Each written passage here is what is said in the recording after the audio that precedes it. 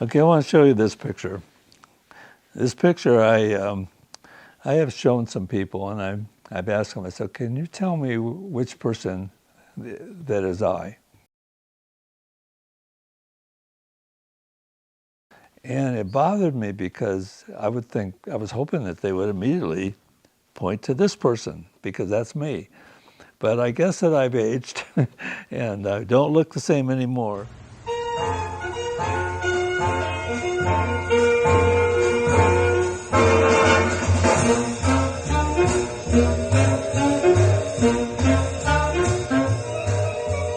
Hello, my name is Richard Briney, and I'm one of the original members of the Princetons Five.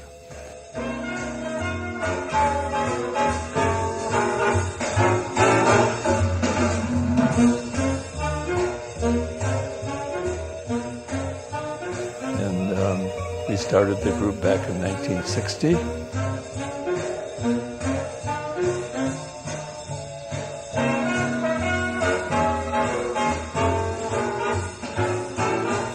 Originally, there was three of us in a band. That was Rich Himes, that played the saxophone player, and I played the keyboard, and then we had a drummer. The sax player, Rich Himes, and I split off from that group of three. We met up with another group that was the other three members of the Princetons Five, which was Izzy, Vince DiMaggio, and Bill Noel. So then that's when we formed the Princetons Five. This is the group that we started back in 1960. I am the keyboard person right here. This is Izzy Source, he's the drummer. Rich Himes, the sax player.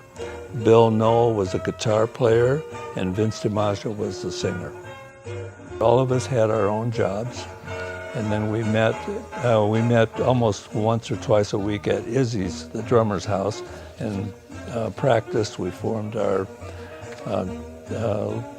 repertoire of songs that we were planning to play.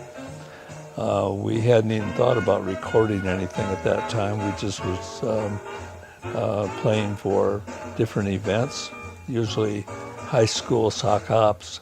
Back in that day, I'm sure some of you will remember that it was mostly dancing and sock hops and that sort of thing. And we played at high school events, and we played for all kinds of different events like weddings and ceremonies and graduations and all sorts of things. We then met up with a Chicago disc jockey that came over to Michigan to Benton Harbor, and he would have a sock hop event at a place called Shadowland Ballroom. We met up with him. His name was Jim Lonsberry, and he became interested in us, so he allowed us to audition for him, which we did. And he said, well, I'm liking what I hear. I want to bring you over to Chicago. So that happened a few weeks later, and we went over to Chicago and started playing with some of his groups. And we come to know each other quite well. And then from that, we decided we wanted to cut a record.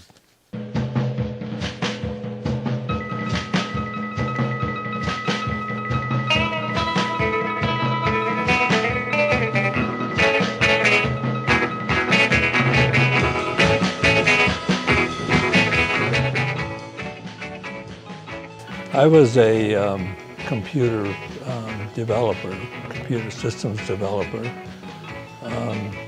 The others were just part-time jobs in different places. Vince DiMaggio, the lead singer, they had their own restaurant. As we become closer to Jim Lonsberry, he brought us over to Chicago several times. We played with many different artists that he would bring in. And then from that, we decided that we wanted to record a recording that we developed. Yes, Freddie Cannon was one person that we worked with over in Chicago. And this was Tommy Rowe, who we worked with over in Chicago with Jim Lansbury. This is Clark Weber, which was a WLS disc jockey, and we came to know him very well. So we had a lot of individuals that we came to know in the Chicago area, and they all were saying that we should record a record. Oh, they were famous artists at the time. They were recording artists. So we decided we needed to have, if we're going to have records, we had to have a company to produce our records. And unless you're really big out there in stardom land, it's pretty hard to get in. So we decided, let's create our own record company. So I created this company called the Princeton Record Company. How original. And so we then recorded several records, and at that time we had several recordings, which I'll speak to later. But the main one that really got us going was the Beatles. At that time, the Beatles were very popular in the early 60s, and when they came over to the U.S., they had this song called Roll Over Beethoven.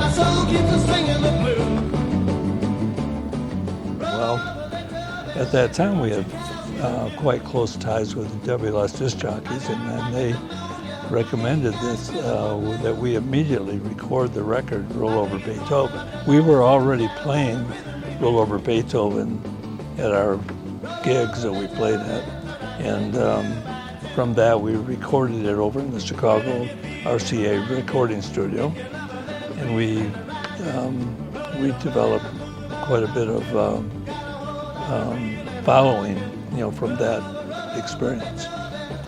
But the Beatles come over, and their record of Roll Over Beethoven was a major #1 hit over here, and we couldn't compete with that.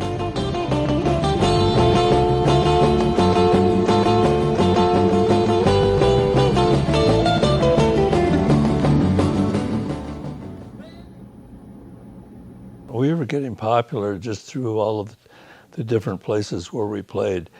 And keep in mind, we were from a very small community across the Lake Michigan from Chicago, in what's called the St. Joe, Benton Harbor area. So we became very popular, almost 50, 75-mile radius around Benton Harbor, St. Joe.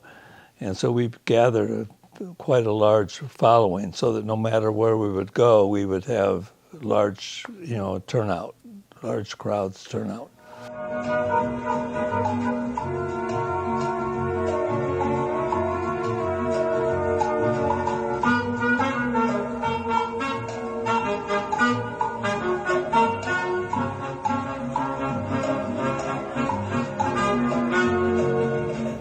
One of the places, or several places that we played were in Niles, Michigan, South Bend, Indiana, Elkhart, Indiana, and then over in the Chicagoland, several areas that we played at that time.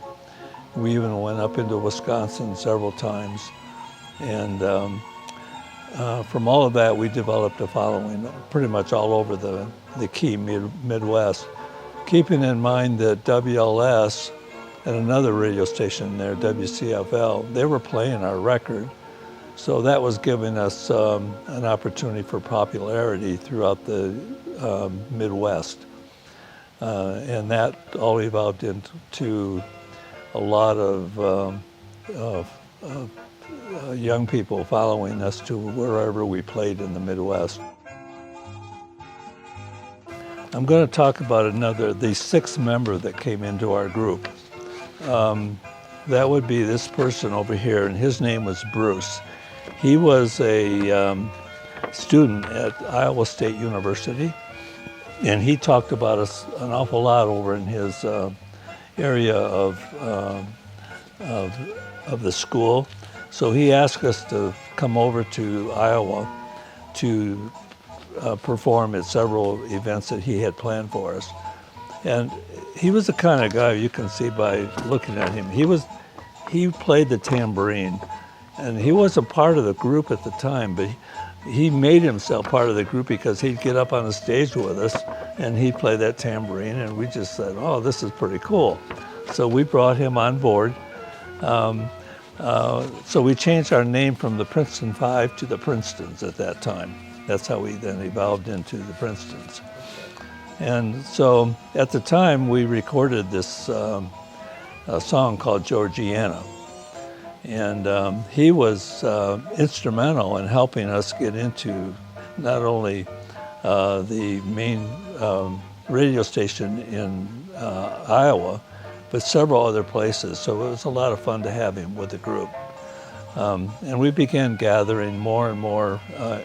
He helped us develop a larger following throughout all of the Midwest.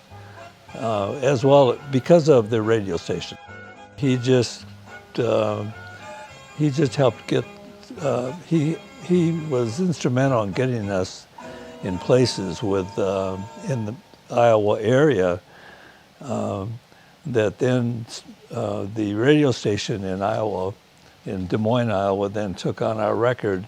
And in the course of about 3 or 4 weeks, the record became #1, and it stayed #1 in Iowa for about 6 weeks.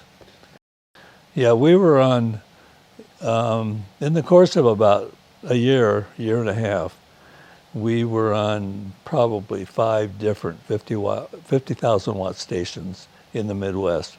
So in the entire Midwest, we were heard, through those radio stations by hundreds of thousands of people, I'm sure. At that time, I was working in Indianapolis at RCA Records. Yeah. And the rest of the group was still up in St. Joe, Benton Harbor, Michigan area. So anytime we had an event, which was several times a week, I would need to drive up either to Benton Harbor, St. Joe area, or I would then meet the rest of the group wherever it was we were going to play.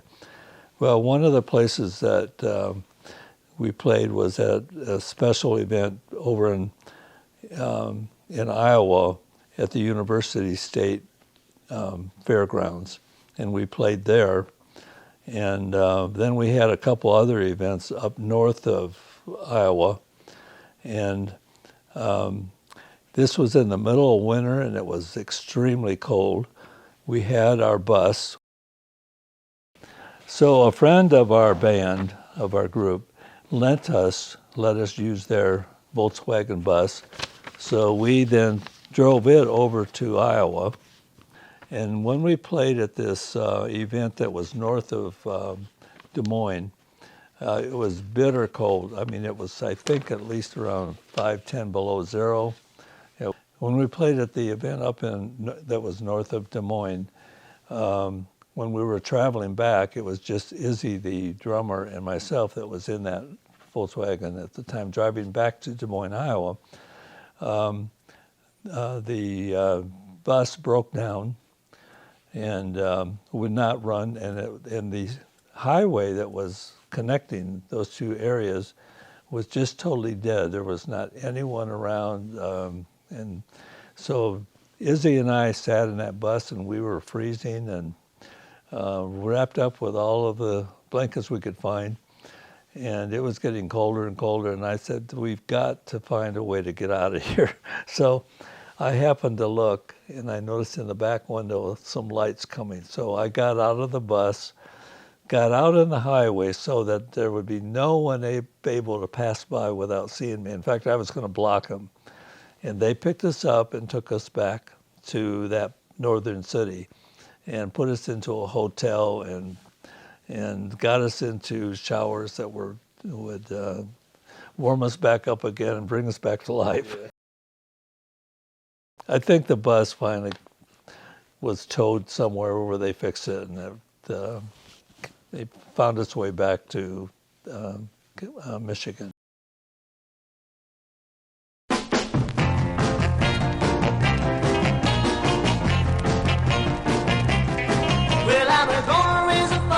Yeah, we were in quite a bit of demand around, especially the southern Michigan, southwestern Michigan, as well as Indiana, Chicago, and several areas. Probably a close 75-mile radius around Benton Harbor, St. Joe, Michigan.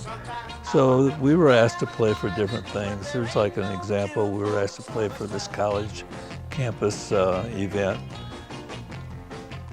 and we'd always have a disc jockey with us, and we'd invite them. One disc jockey that was really strong that we worked with was Clark Weber. He's a WLS disc jockey, and we worked with him on many occasions. I'm sure most people in the Midwest will know a disc jockey that one of the disc jockeys that was a really famous WLS disc jockey was Dick Biondi. We worked with him on several occasions. I don't have a picture of him, but he was one that just really brought in a lot of crowds. No matter where he played, he had us with him a lot. He had a lot of events. And then a lot of times the WLS disc jockeys would bring in another artist that they had, one of which is Tommy Rowe. He had a #1 hit record that went all over the, nationwide, probably worldwide. Freddie Cannon was another artist that we worked with. The Everly Brothers, we worked with them, and I have a little story about one person who was pretty famous. Jim Lonsberry had a weekly program in Chicago, which was a little bit like American Bandstand, but it was a Jim Lonsberry bandstand. And he had us come over to be on that event. And one event, on that event, I had a really difficult time that a lot of people in St. Joe, Benton Harbor that were watching it will laugh about, probably still remember. But when Jim Lonsberry came to each of us to ask us our names, he come to me and I forgot my name. And what it was, I didn't know whether I wanted to say Dick Briney or Richard Briney. I just stumbled, but he said, well, isn't your name Richard Briney? I said, yes, it is. So that was kind of a embarrassing but fun moment that people might remember. So we had posters that we created that would be all over the place. This was a home show that we played for. Just all kinds of different types of events that we worked in, and I think you name it in the Midwest, we were somehow involved in it. Favorite one was probably the dances that we had at Chatelaine Ballroom with Jim Lonsberry. And then we would then have other events with at a roller skating rink in Sister Lakes, Michigan, this is where we brought Dick Biondi, and that roller skating rink had standing room only, but we were the band of choice in that group, and we just that was a highlight. That was one of our highlights. Some of the records that we had were on our own label. I'm just going to mention them. And some of these songs, at least my opinion, I'm probably biased, but some of these songs are really, I think, pretty cool. This one is one we recorded, and most of these were on our own label. And of course, that was the strategy of that, was to get the record out to a radio station so they'd start playing it, and a lot of them did. So we had a song called Sure Know a Lot About Love, and then the one that seemed to do pretty good was Summertime Blues. We had a song called You Better Come Home. That was a fun record. All of these were recorded at an RCA recording studio. And so we had very good equipment that was capturing, those songs. And then we had Roll Over Beethoven. That was the one I talked about a little earlier. We had a record, and as we got a little more popular, other record companies became interested in us. So Wand Records became interested in us. So we recorded a record for them. And this was Boney Maroney. And the other side is A Little Miss Sad. So then we then recorded Georgiana.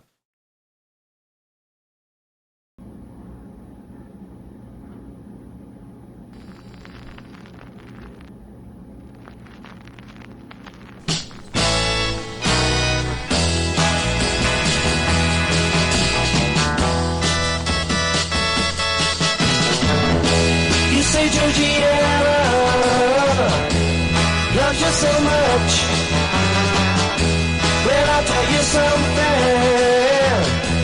You must stay in touch and listen to me. I've seen it happen too many times, oh yeah.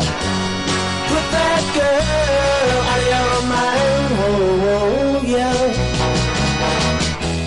And Georgiana became, this was the original record on Georgiana. Georgiana became very, very popular. We initially released it on our own record label, but then Colpex record company, which is Columbia Pictures, a big, big company that was just worldwide. They picked us up and they said, yeah, we want to run with this record. And this is the record that became #1 in many large areas of the U.S. And here's another sleeve of Georgiana. Georgiana hit in Chicago, hit #10 on the WS charts, which is a big rating for this little tiny group in little tiny St. Joe, Benton Harbor, Michigan. I mean, I think our population was like maybe 20,000 people. And so coming out of such a small area that we were, and to become, in the top 10, in the top a 50,000 watt station like WLS and WCFL, that was quite an accomplishment.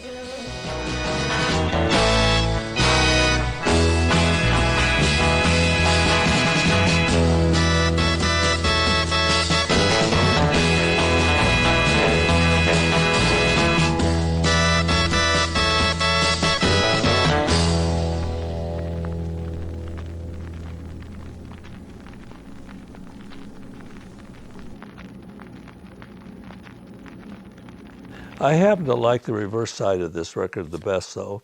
Killer Joe. Killer Joe was my favorite.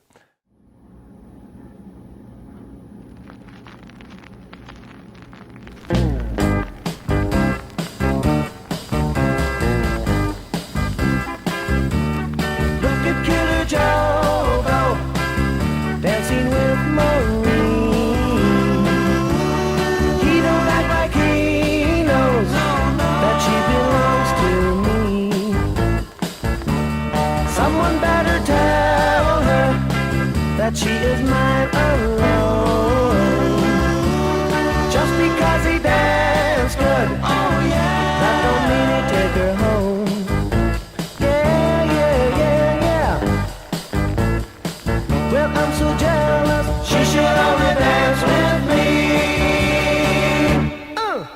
Killer Joe, holding her so tight.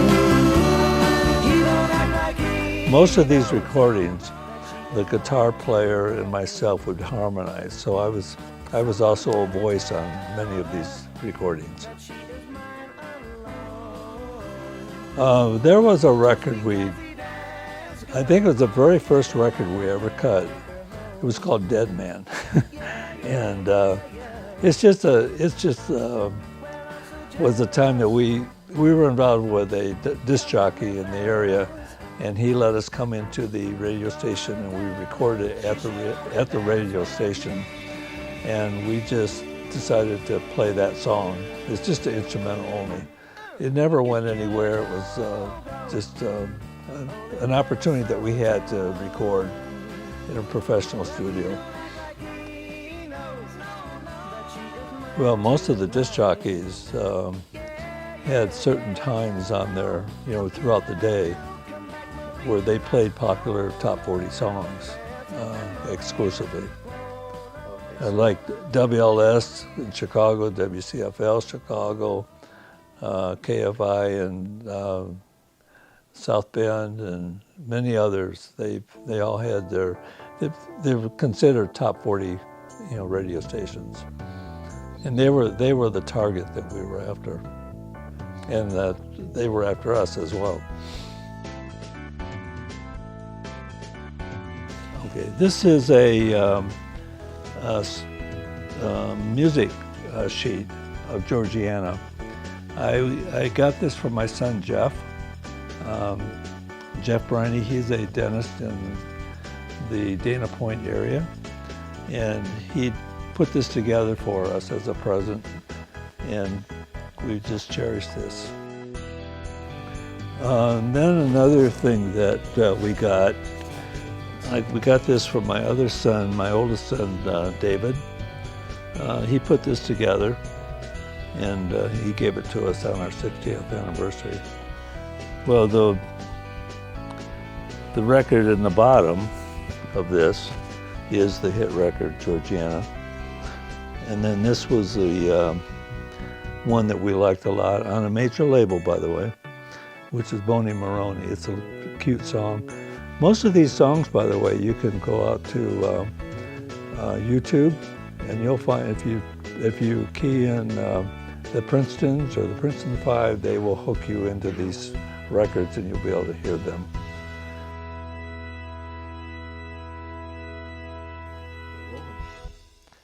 Okay, this is what I'm holding is an example of what it was like to be in a group on stage and looking at the crowd that was below us dancing. This was in South Bend, Indiana. And as you can see, this is Vince at the microphone, so we're behind him. But it just kind of shows the crowd, and and most of our events, the crowd was just awesome. It was large, and usually several hundred to maybe even close to 1,000 people at each of our events. It was...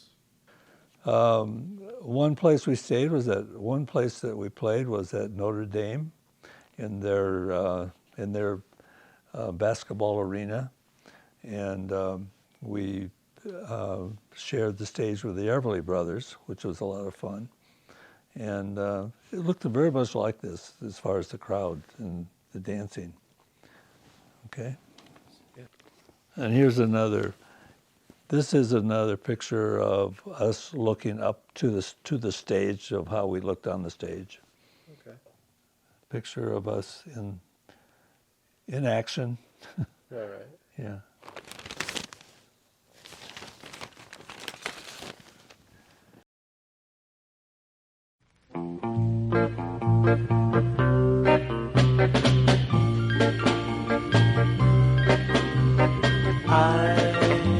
Our group started in 1960, and we broke up in 1965, late 1965. And the reason that we ended up breaking up was our vocalist, Vince DiMaggio, had a very serious motorcycle accident. It almost killed him, and he was in the hospital for several months, and that was the time that I was still working at RCA Records in Indianapolis, and the drive was wearing me out, driving up to the Midwest, to wherever it was we were going to play. We did that, on the weekends and even several times during the week, and so we just decided at that time was a good point to break the group up.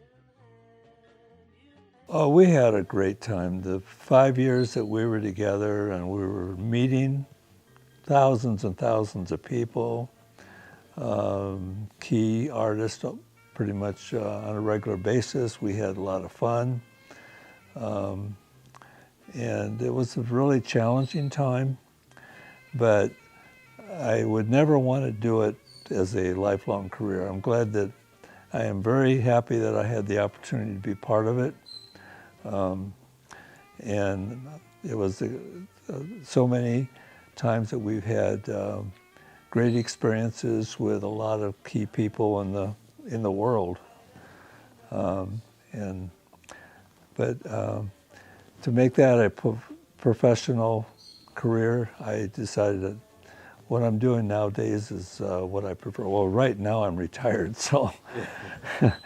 But most of my career has been in computer technology and developing systems for billion-dollar companies, many billion-dollar companies.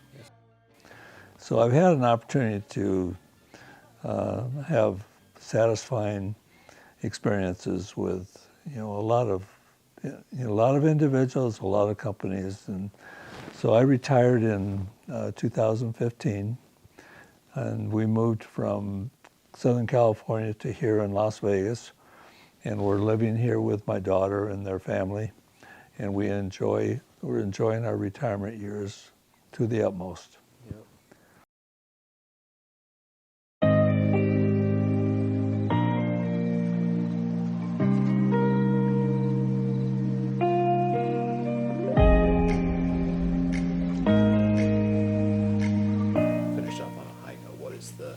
The message you want to tell people? Well, the major message that I would like to tell people is my spiritual life.